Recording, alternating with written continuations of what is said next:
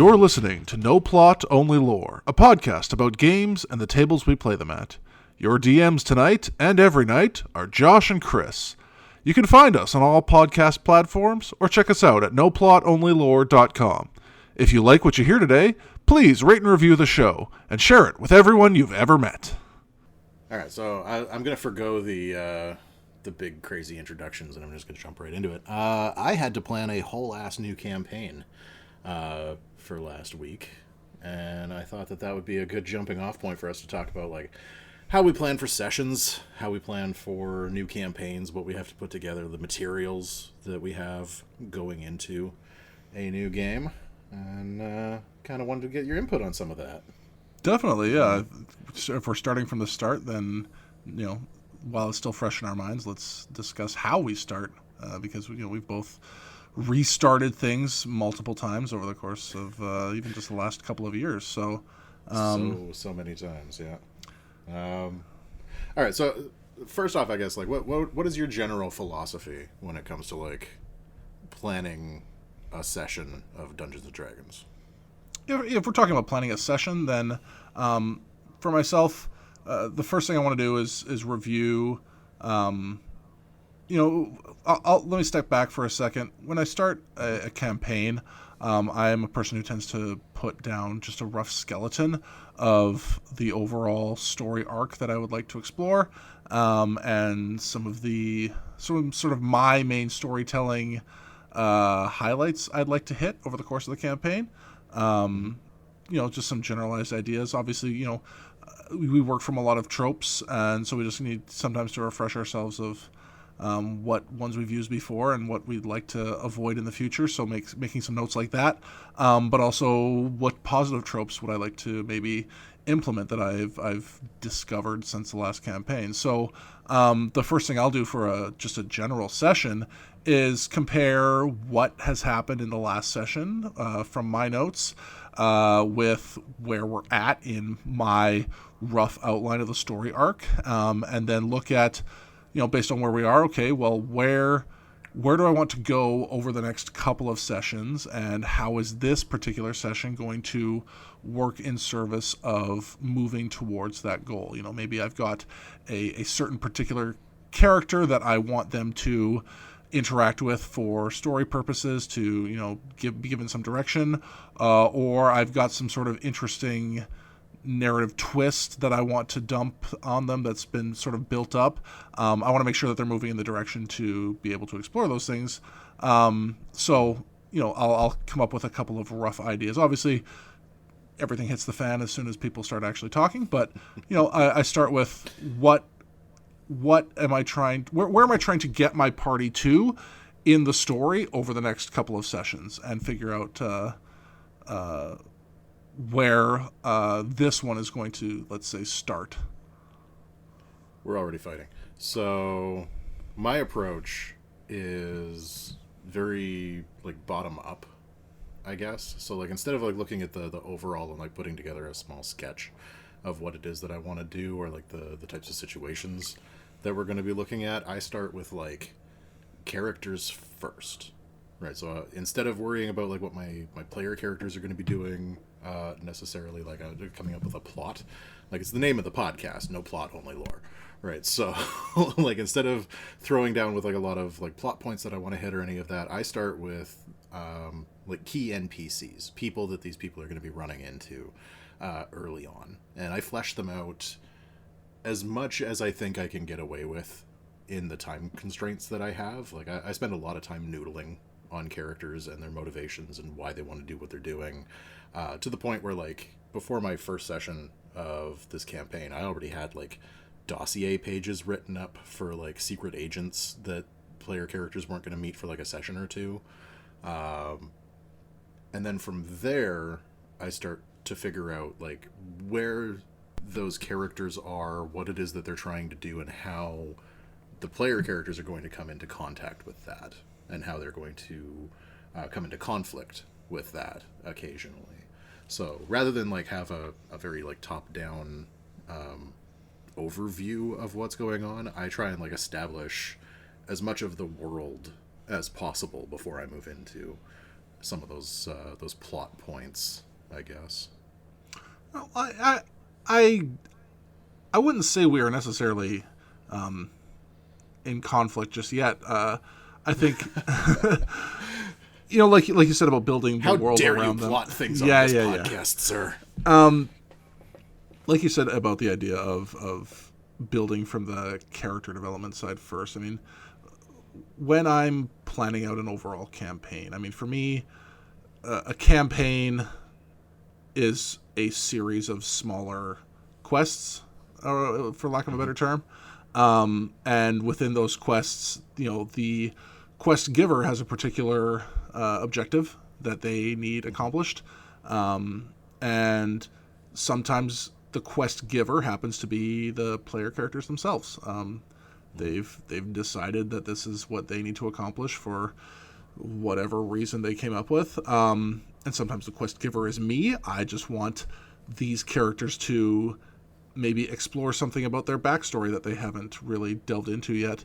But I think where you and I differ is that I think I value the consistency, or like the... Okay, I'm going to use this phrasing, but I'm not married to it. I'm just trying to get this thought out. I value the consistency and richness of the world more than any individual character in it. So I want the world to be, defined on its own terms and very clear and consistent. And then you are just another cog, for lack of a better term. Like, these parties aren't, especially the levels we're playing at, they are not big movers and shapers in the world. So what the world is doing is more important than them. But that being said, they still have the ability to, like throwing a wrench in the machinery, really get some of these cogs out of alignment. See, I think part of my approach to it is that, like, I'm also, like, I'm not just looking at the individual non-player characters and what they want. I'm also looking at, like, organizations and what they're doing and, like, what the movers and shakers have planned. Which isn't necessarily going to interact with the things that happen over the course of the game. They may influence and they may happen in the background, but, like, having an idea of what those characters are doing and how they're moving is really important to me for, like, establishing that consistency in the world, right? So, like, if we have an organization that shows up in the first session and they're acting in a particular way, if they act in a very different way 3 sessions later, I want to understand why that change happened. Gotcha. Right? And I want to understand, like, what is the core motivation that connects both of those behaviors so that the next time we meet them, it's still going to be consistent with the goals of that organization and the goals of the individuals within that organization. I see. Right? Yeah. So, like, rather than come up with, like, plot points, I guess, it's, for me, a lot more about, like, what does this kingdom's nobility want versus this kingdom's nobility, if we're going to go, like, high level. If we're going to go for, like, mid-level stuff, what does this dragon and their cult aim to accomplish versus, like, the small town that's in their territory, right? And it's not necessarily, like, the settings of those things as much as, like, the characters that are behind those settings that are making things happen. Right, so understanding that is, like, the first thing that I have to try and sort out in my head before I start planning anything. I see what you're saying. Like, yeah, my tendency is to a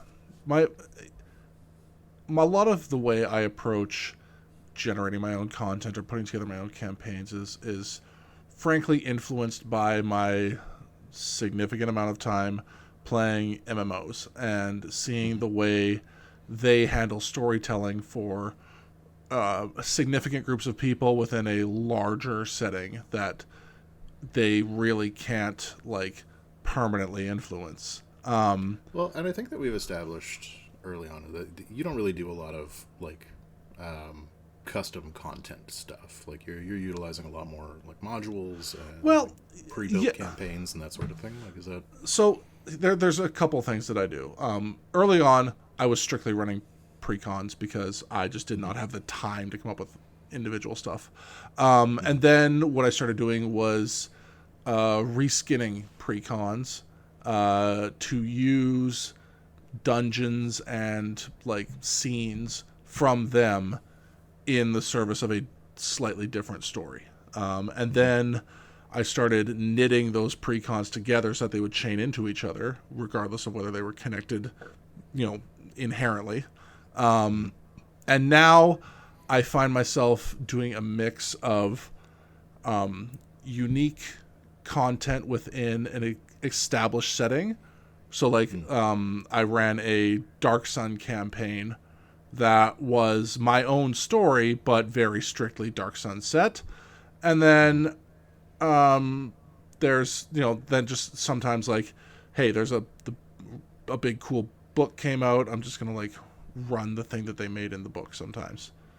Right? And I guess my history was always a lot more like seat of my pants stuff. Like there was a lot more improv that was happening even in like the early days of my DMing. So for me, I don't have that background of like setting and like module like design to fall back on as much as I have like my improv skills and the way that I make stuff up off the top of my head that has to be consistent throughout, and like the reminders that I use for myself through those things. So I think that like, because I have run a couple of pre-built campaigns and stuff, and I can't help myself but improvise on top of them like a lot, to the point that they're basically unrecognizable by the end of it, to be honest. My Ravenloft is a nightmare. Yeah. There are no vampires actually, so there's one, but he's busy. He's got other shit that he's doing. And to that point, like, I mean, my background for a long time was in theater and improv, but I have found that the best improvisation needs structure. You need some sort of boundaries to improvise within. Otherwise, you find yourself lacking traction to move forward. When you've got too many options, then you wind up picking none of them. So having, and the other part of it too comes from, I think, my background in writing comedy sketches and things like that, where subversion of expectation is a huge component of my improvisation and comedy style, and also in how I approach situations as a DM. I think it's important that you start with what's known and established for these people, and then setup. Yeah, exactly. And then you hit them with the punchline of something that is, outside of the ordinary. So like where you were running an entirety of Fantasy Australia, I might have just had like the Bogan orcs and that's it for no reason, right? Like, because people haven't, you read about it, you don't hear an orc talk as you read about their lore. But then if suddenly my NPC has this thick Australian hillbilly accent, like that's something you weren't expecting, but everything else about the orcs is the same. Not okay. The accent that I had for those orcs was just not okay. Like, it wasn't even Australian. It just like wanders all over. There were some click sounds involved, and I am not very good at making click sounds. It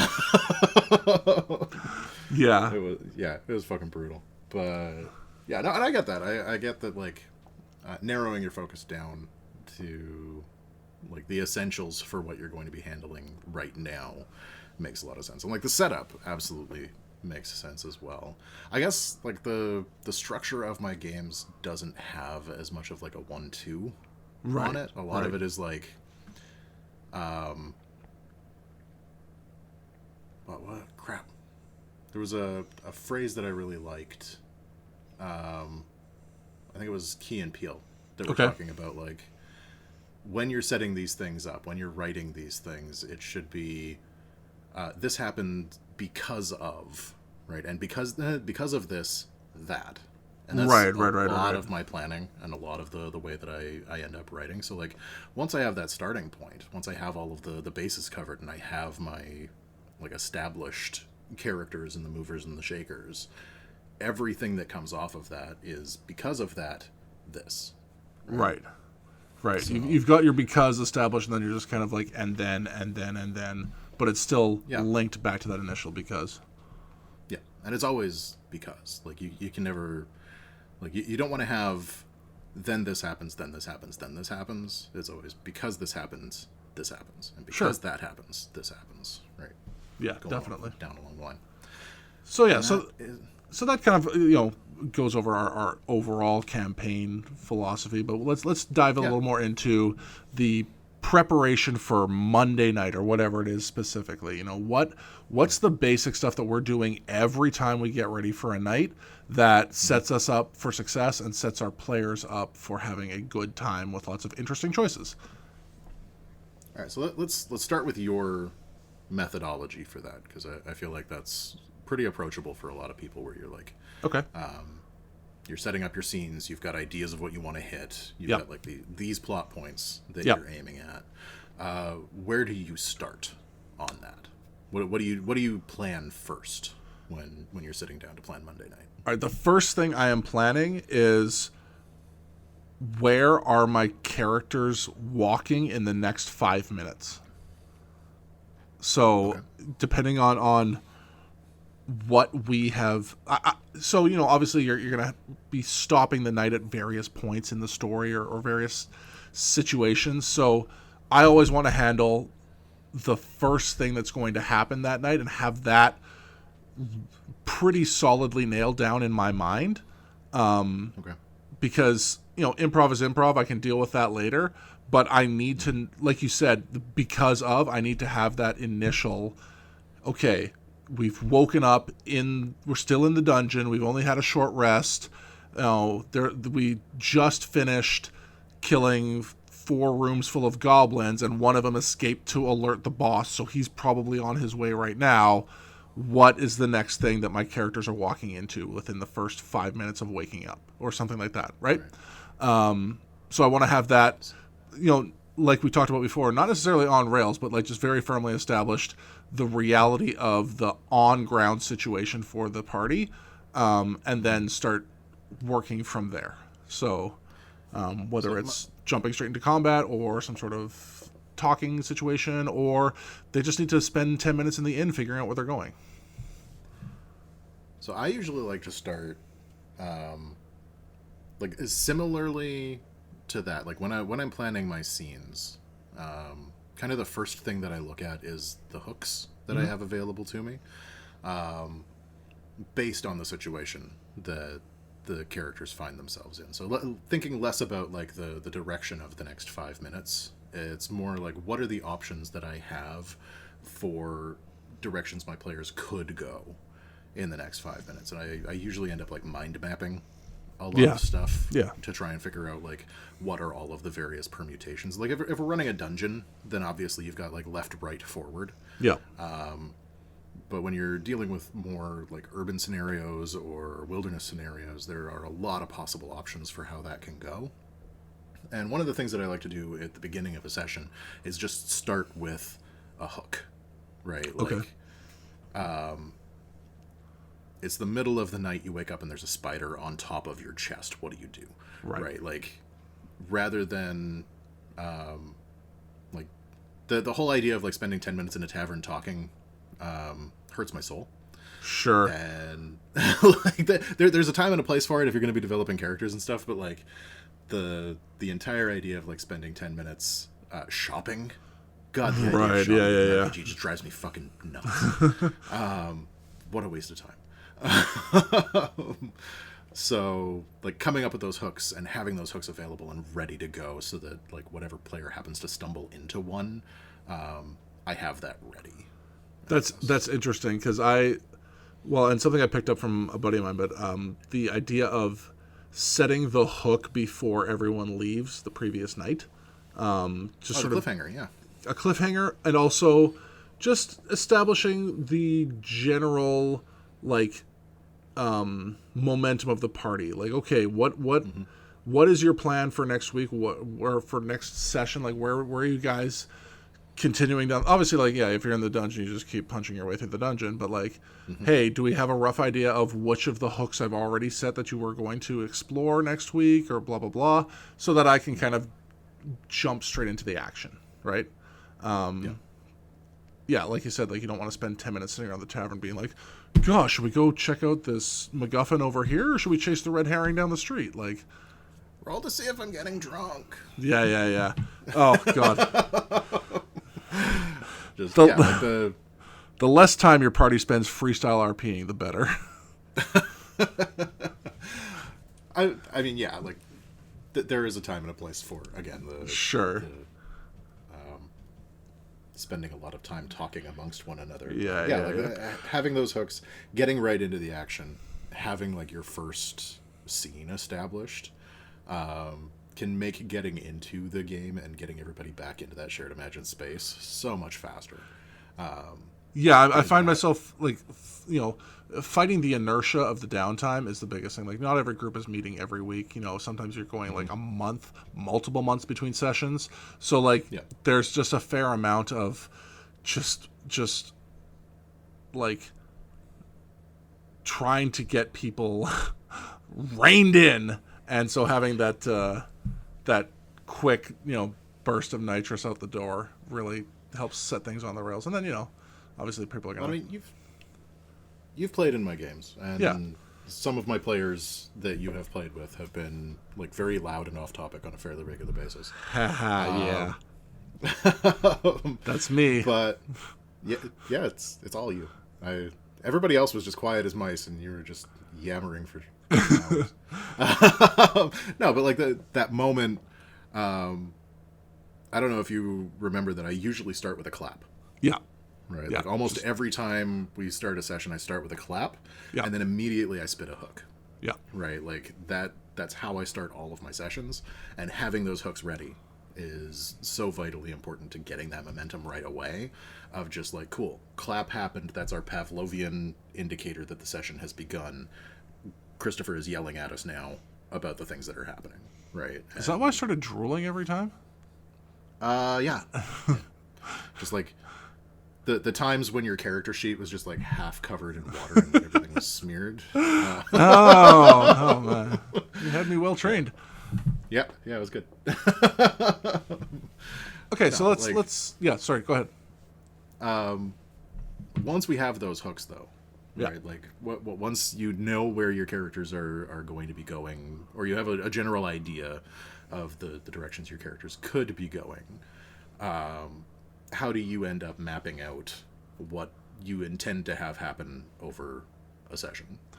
Okay, well let's pause for 1 second because we are getting into the idea of, okay, now is my time to be creative, and so let's talk for a second about establishing what you need for a good space to be creative. So we made a couple of notes here regarding the really, really basic stuff before you start really any creative exercise, whether it's writing or preparing for a session of D&D, or you just want to have time to ponder your deeper thoughts in preparation for some sort of essay or something. Like, you just need to... The prep for the prep. Yeah, prep for the prep.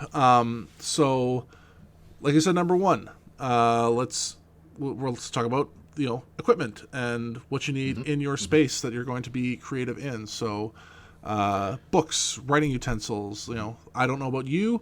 When it comes to the game, I am very much about more old school physical elements, but when it comes to my creative time, I vastly prefer digital. I would rather... I go exactly the opposite. Oh, really? Exactly That's interesting. For my planning, for my creativity, for like getting things out and like starting to ruminate on what it is that I'm going to be planning, that prep for the prep phase, Yep. I need to be like in a snuggly blankie with like a pad of graph paper on a lap desk with like some music playing so that I can just mind map it out. Gotcha. Like, I want to have a pencil in my hand because that like physical connection to the creativity is so important for me, right? Like there's a detachment that happens in the digital that I have difficulty overcoming.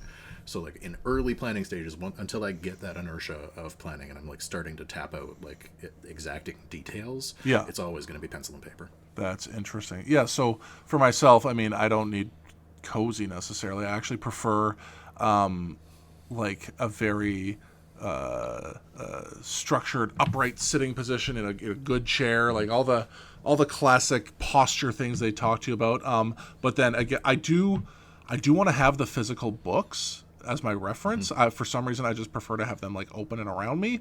But I am going to be typing and just spitting my thoughts out on a keyboard because I can type so much faster than I can write, and it keeps up with my thought process. It's because there is a lot of just like brainstorm word salad stuff that comes out for a while, and then I can go back and edit those thoughts quickly on the document. Also music, but over time I've realized that there's only two kinds of music that work well for me creatively, either like no words at all, EDM bassy stuff, or like too emotional, like metalcore kind of. I don't know if I can properly overstate how important co-heating Cambria is to my creative process. For me, it's Norma Jean, because I find that like I find myself inspired by his lyric writing. So it's, even if they're completely unrelated, just being around that level of creativity that I appreciate helps a ton, even if it's indecipherable for most people. The heroic vibes that come from any Coheed album, just like washing over me. It's just like, yeah, this is the mood that I need to be in to make a heroic game. Let's go. Yeah, they only make two types of songs, either like heroic battle anthem or love song. Like that's it. Yeah. And both of them only crescendo. Yeah. No. I love that band. But so the other chill jams to study to. That's the other one. Okay, right? Lo-fi hip hop beats to whatever. Yeah. So the other part of it is not just what you're physically working in your medium, but your environment around you. You've mentioned before, like a coziness and a blanket and stuff like that. I, again, prefer a more... what is the word for it? Tea is soothing. You wish to be tense. Well, yeah. I don't wish to be tense. I wish to be alert. And comfort is the enemy of alertness. So see, I need to slow it down. Yeah, that's the thing, right? So for you need to be able to keep up with all of your ideas. Yes, and, like throw down with those. For me, slowing it down helps whittle down that process. Gotcha. Right? I'm keeping the stuff that's important, and like I have that physical connection to like I am writing a thing down, and it is slower than it would be typing for sure, but that process is connecting me to the creative process, and then I can just like draw a little line and come up with another little circled space in my mind map or whatever it is that I'm doing for that planning. I have to slow it down because otherwise it just turns into word salad. Right? Gotcha. And I am not the type of person who edits good. Like I get it out in the first draft. I see. When I can, and so I have to slow it down, and I have to be able to like deliberate on what it is that I'm doing while I'm doing it. Okay. Or it just ends up being a total mess. Yeah. For me, it's about mentally putting myself in the. So you talk about like slowing down and being creative.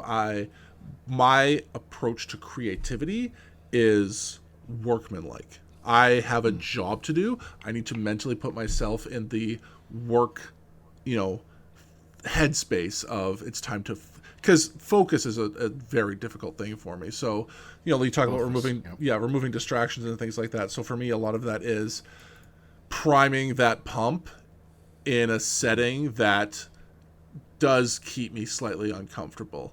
Maybe it's a little colder than normal, maybe the lights are a little brighter than other people would want, but like I need sort of that like borderline hospital vibe to be like, this is not time for fun. I have things to do. There will be fun had, but like it's not a fun exercise. So both of my parents are paramedics. Yeah. And I did a weird amount of homework in hospitals. Oh yeah. Right. Like my parents weren't in hospitals. Nobody in my family was sick or anything. But like, whenever I had to do homework while I was waiting for my dad or whatever, it would just be like hospital environment, sitting there like at a table in the cafeteria, like writing in my homework. Yeah. And so yeah, that environment actually does work for me. Yeah. Because it's nostalgic. Yeah. For completely different reasons. Yeah, completely different reasons. Now, for focus, I think like the big thing that helps me stay on task for like it isn't an environmental thing. Okay. It's a goals thing. Yeah. So whenever I go to sit down to plan anything, Sure. I set a goal for the plan. Okay. Right? Not necessarily like a goal for what I'm going to have planned or whatever. It's just like I am going to sit down, I'm going to come up with 3 interesting characters. I see. I'm going to sit down, I'm going to come up with like a mind map or like a flow sheet for 2 or 3 different directions that this campaign could go. Right? Okay. I'm going to have those options forking and ready to throw down. I'm going to sit down and I'm going to doodle a map for this one combat setting. I see. Yeah. Right. And so having that goal keeps me on task because that's when I know I'm done. Yeah. I definitely agree with the task-oriented approach to things. I set maybe 2 or 3 main goals for myself in an evening, and then from there, that's when I might even break that down into like a couple of goals per goal. Mm-hmm. I didn't mean to imply that I'd like make 3 characters and that was my whole planning for the Yeah. It's usually got like a couple of different elements attached to it, but just like again, focus for the both of us is a difficult thing, and I can't think of anything that is more horrifying than the idea of spending 3 hours statting out creatures for a thing. Yeah. So having an end goal, having like rules and borders and an end zone for how I'm going to do this thing is so important for staying on task. For sure. Okay, so yeah, we've established how we get ourselves prepped at the start of the day or start of the evening or whatever it is to be productive in what we're accomplishing now. So we then have now established sort of our scenes, if you will, I think, or the hooks. We got some hooks. Our objectives for the evening. Yeah. And like, I think scene work, like for me, scene work is all about those flow sheets. Yeah. But like, a dungeon is just a flow sheet with extra steps. Yeah. And so like coming up with the various scenes that you're going to have in any given adventure, I kind of construct those the same way that I would a room in a dungeon. Mm-hmm. Right, so like, it has to have a purpose. The scene has to exist for a reason for me. Mm-hmm. There has to be some sort of challenge that's happening there. If a scene isn't challenging, if it doesn't advance the plot or the characters or like something else in the story, then it probably doesn't need to have the focus of being an entire scene. Right. And coming up with those challenges, like, it's not necessarily always going to be like a 7x7 square room that has like a puzzle in the center of it. But right. Like, this is the parlor where somebody is going to provide you with quest information. Right. So coming up with like the social challenge that you're going to have for that, the roles that you may need, the like DCs that might happen in here. If you're doing a skill challenge, because I stole skill challenges from 4th edition, and so should everyone should, yes. Right, if you're going to have a skill challenge, then that's where you set that up, right? And so those, like setting up those scenes the same way that you would a dungeon, I think is a very valuable tool for being able to get from place to place in your story. Yeah, and then you also have the option of like branching off from different places, right? So in the same way that a dungeon does, when you walk into a like 15 by 15 room and it has 3 doors, right? You have 3 different places that you can go with 3 different options. You can do the same thing with a flow sheet. Yep. Right? You have this scene and there are 3 different directions that scene can go. And then there are other scenes that branch off of that. And some of the scenes will branch back to each other, right? And you create like a little maze out of it. You can color code it and hang it on your wall. It's beautiful art. Sure. Yeah. So like what when you're planning a scene, what are the important elements of that scene for you? Great question. I guess the most important, because like everything's important, but the most important element. For myself, the most important element in... Okay, let's break it up into two things. Because we've got, like, combat scenes and non-combat scenes, right? Okay. So for a combat scene, for me, the most important thing is making sure if it's a scene I've created that it does something interesting. Okay. And then if it's a scene that I'm pulling from pre-generated content, that I understand the intent of the elements of the scene. Like, why did they choose these particular NPCs to fight, and how are they intended to work together, you know? That's always so fun when you go back through like the classic Yeah. adventures, and it's just like there was no rhyme or reason. It was just like, here's a room where the fireballs get shot at you all day. Yeah, they're just like, this is the room we made to kill you for fun. You're like, oh, all right, Yeah. neato burrito, I guess. Here's a very specific puzzle that relies on you knowing an in-joke that we made in 1967. Yeah. Are you familiar with the entire Gunsmoke catalog? Because that's really going to impact you. How's your Louis L'Amour knowledge? Yeah. We stole this from a Western. And then, so that's combat. If we're talking about non-combat scenes, then for me, it's a matter of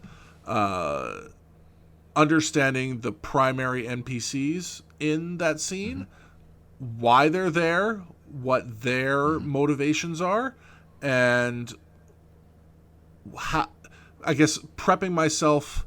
And shamefully, this is something that I do just in real life, but prepping myself for potential conversations with the characters that I know are there, and their reactions are sort of known to me. So how is this NPC going to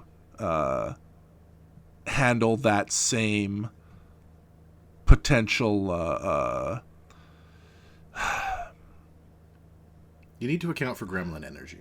Yeah. I feel like we're trying to get to the, like, trying to get around a little bit, like, the idea of, like, trying to categorize players and, like, guess what the players are going to do. But, like, let's be honest, there's always a murder hobo. Yep. And you have to account for the murder hobo walking into a social scene and being like, I'm going to kill the Dowager Princess. Because that's what they do sometimes. And you need to have plans for how people are going to handle that in a real-life non-combat situation. Sure. So, man, the best... I don't even know if this is going to make it into the podcast, but the best example that I've seen of that recently was there was a guy who was getting sentenced for a thing, and he had like a rap sheet a mile long, and the judge said that she couldn't let him slide with his history, so the guy did like a Mario double jump over the I saw bench this. And just fucking started feeding her shots. Yeah. And hey, you have a like history of violence, so we can't let you out of here because, you know, you might be violent. So he does a violence. But we all know a player like that. Yeah. Yeah. Definitely. Like, I saw that and I was like, oh shit, I know that guy. Yeah. Of course I know him. He's me. Yeah. No, there have been a couple of games where I've just been like, cool, I'm going to go all by myself onto this pirate ship and try and sneak in. It did not end well. No, it never does. No, nor should it have. But yeah, like trying to account for a couple of the standard reactions of your player group. Like, you don't necessarily have to know your player group to be able to come up with, like, what do I do if somebody, like, tries to pickpocket a guy? Mm-hmm. Right? Because there's always somebody who's trying to pickpocket those people. Mm-hmm. How do I deal with unruly behavior in a situation where ruly behavior is what we need? Yeah. No, Yeah. I totally feel you on that. Everyone's got a Zach. So everyone's got a Zach. You know, not that Zach's a bad guy, but Zach is just going to do Zach-like things, and yeah, trying to figure out how to manage the murder hobo out of him as much as you can is one of life's real challenges. Not even necessarily manage it as much as just like you got to account for it. Yeah. Right. You know it's coming, and so you gotta make some adjustments to your expectations of your scenes. Yeah. To handle that kind of thing. Yeah. And so when Zach does in, murder hobo his way out of this, right? Yeah, because he will. Yeah. Yeah. But yeah, just getting back to the idea of like, I really try to spend at least 10 minutes in the headspace of the major NPCs and, come up with a real broad spectrum personality for them and their reactions, whether it's something that's already been printed, I can get a good idea of what that's at, or, it's just me kind of inventing an interesting character.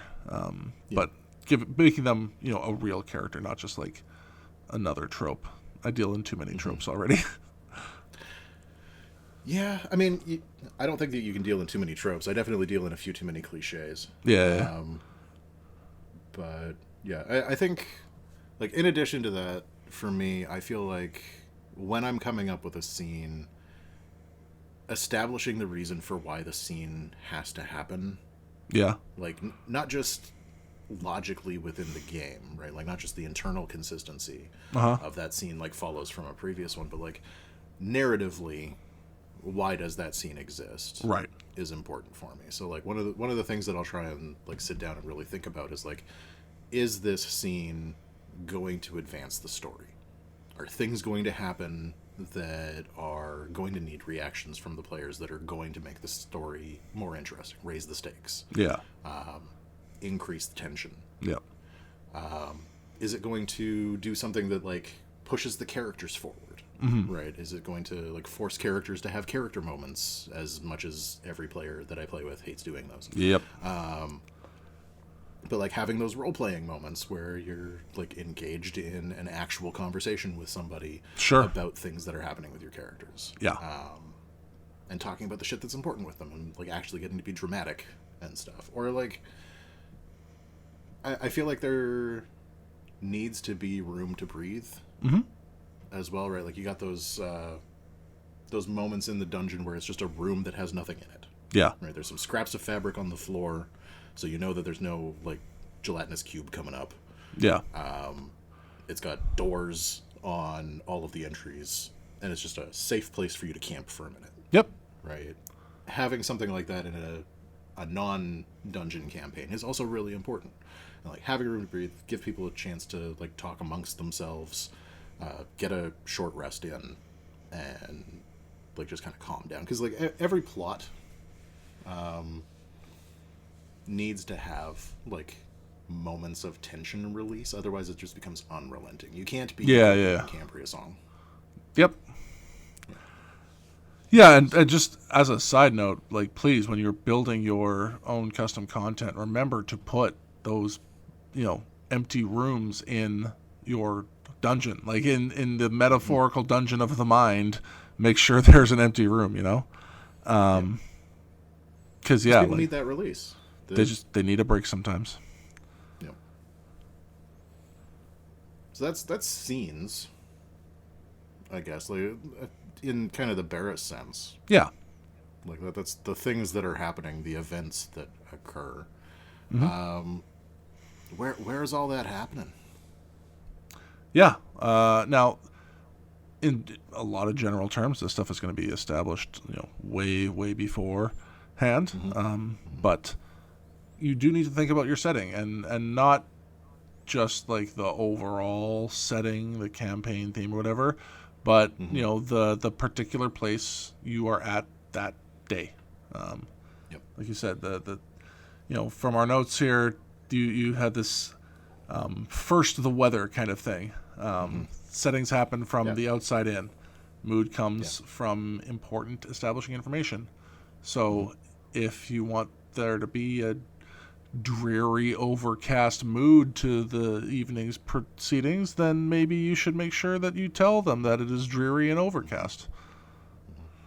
Well, and I feel like the impetus, the the instinct that a lot of DMs have, and I do this too, and this is like starting with the hook, right? Is you don't necessarily establish where things are happening, right away, but taking a moment and like zooming out and getting an establishing shot, right? Like describe the weather, describe the like larger scene that's happening, show the school before you zoom in on the students, right? Like just kind of like going from that like outside in concept of the space that you're working in can really help put your characters and your players like into that scene and understand everything that's going on both like a larger mood central idea as well as like exactly what's happening in the immediate.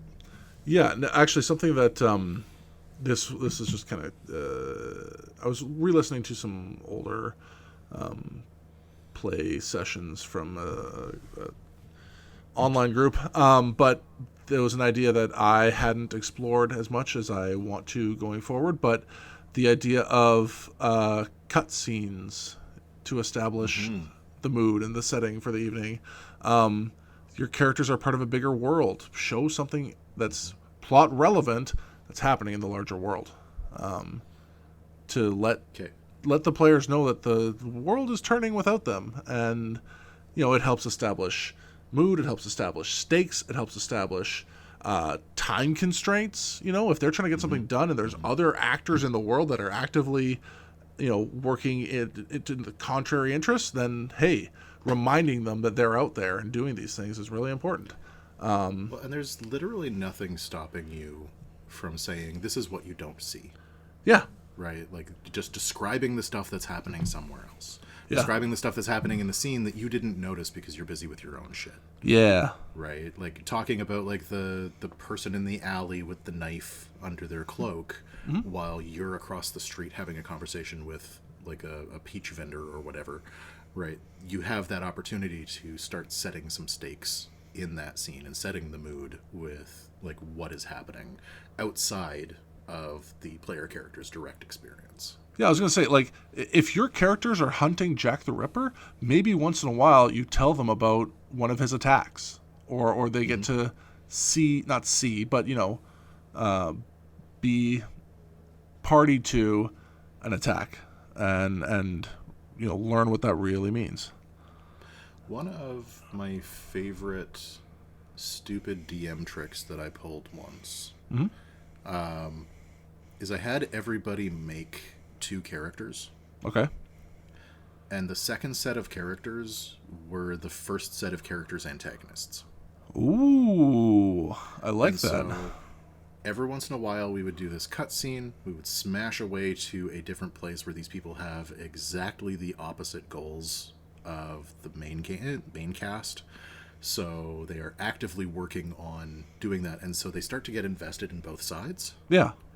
And you don't necessarily you want them to try as hard as they can as the antagonist. So it is something that you have to do with a group that's fairly well established and understands like storytelling and like the separation for metagaming and that sort of thing. Sure. But, like, once you have that, it is so powerful for like understanding what your antagonist's motivations are and like getting into those scenes and getting to like have that moment where a young lordling yells at a subordinate for a thing that the players did last week, right? So like those kinds of interactions can be a lot of fun with the right groups. Definitely. I was going to say they're kind of similar idea, but there was a campaign I played in years ago when I was just in my D&D infancy. But what the DM did was, so we, as an adventuring party, 5 members, we called ourselves the Hand. Great.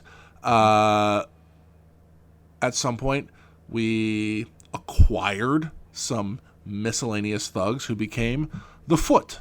Okay, both Daredevil and the Ninja Turtles are going to be banging on your door. Listen, and I am going to take full credit for this because I did improvise this on the spot. When they asked, why are you calling us the Foot? I said, because you kick ass. And inspire my little dumb minions. But it was something that he then used in those sort of not full cutscene moments, like, because he hadn't really embraced that idea yet, but he definitely was like, hey, you should be able to send the foot on, a specific little runabout task. Like, they weren't high level guys, but they could do little things for you, and then we would get follow-ups, and they would relay messages and things like that. But they just helped to establish that we were living in a bigger world than just, hey, we are the be all and end all of everything important going on. See, it would have been so fun to like send you guys on little missions as the foot. You know what? And I think that may have been a goal for the future, before the group unfortunately went on indefinite hiatus due to work schedules. But it's coming back any day now. Yeah, one day, Lord willing.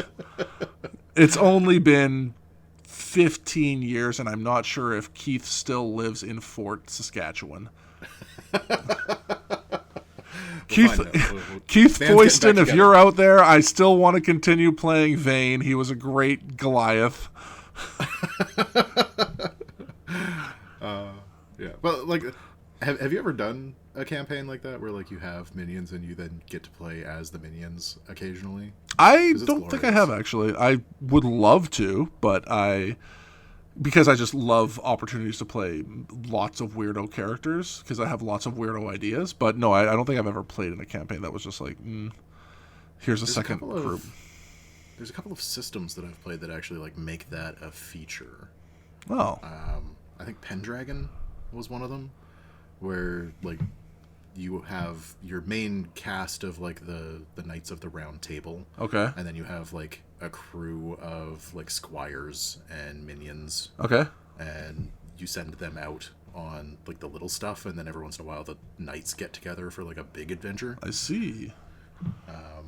Yeah, it was a lot of fun. Yeah, no, that's where I think I've only ever played Pen 15 Dragon, so.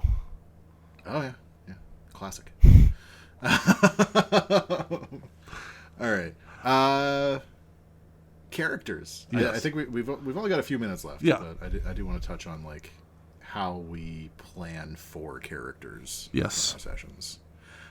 Do you come up with a lot of new NPCs during your planning phase, or do you stat out the people that you met last session?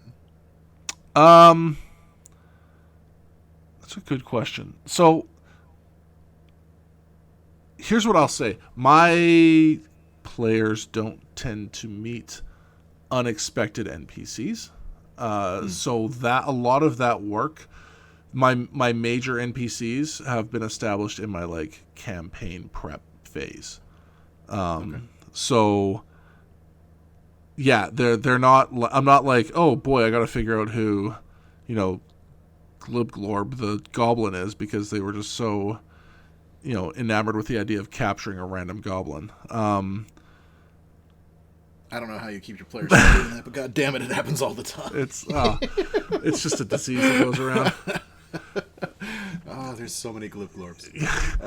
Humans will pair bond with anything. It's anything. So, yeah, what I'm tending to do is I've got my roster of major NPCs for the world that provide major functions, and then honestly I've got a backlog of just like El Generico guys that fill a specific role, like literal NPCs, and that's in my like custom stuff. Obviously, if I'm working off like a pre-gen setting, then I've gone and read through all of their major stuff, and I kind of know all the characters there and where things are, and then I'm literally just improvising, Ted the barman every time. Mm-hmm. Yeah, that's kind of, if I anticipate that they're going to be going somewhere with one of the major NPCs, then great, I remind myself what they were tasked with and what they might be interested in. But other than that, it's a lot of improv when it comes to NPCs for me. See, yeah, I'm very much once I've got my basis, my foundation set up, I'm very seat of the pants. Yeah. When it comes to like the events that are happening in the game, and I'm willing to roll with whatever the players are going to throw at me. And so a lot of my players do meet a lot of unplanned NPCs. I see. Like they will come across a like group of students in like the common room of a like university. Okay. And then they'll latch on to like one guy, and I'll be like, cool. Well, I guess that guy's gonna get like a write up, and like might become important again later because the players liked him. Ah. Right. And that's one of the ways that I make it seem like I know what I'm doing, and I'm Yeah. foreshadowing. Yeah. Is that like they do a thing, and then I plan that thing to come back way later. Yeah. And then it seemed like I had it planned the whole time, and I absolutely did not. No, for sure. You're a I fraud. made up on the spot. Yeah, I know nothing when I go into these sessions, and I just make shit up. And then eventually it looks like I knew what I was doing. Yeah, no, I avoid that by just not allowing my players to experience unique interactions and human emotion. Okay, yeah, that's a valid approach to it. Yeah, they're playing a tabletop side scroller, so. You know what, that like leads into like problems with my writing. Yeah. Right, where like I had one character in one of my novels fall in love for no reason that I could discern with like the cabin boy on an airship who I had not planned to be a character at all, and he was just a cardboard cutout. Like he had no personality at all, but for some reason my like the character that I was writing as I was writing them decided that she had feelings for him. It's like that shit happens all the time when I'm writing, and then it leaks into my games. So remember how I said earlier that we weren't fighting yet?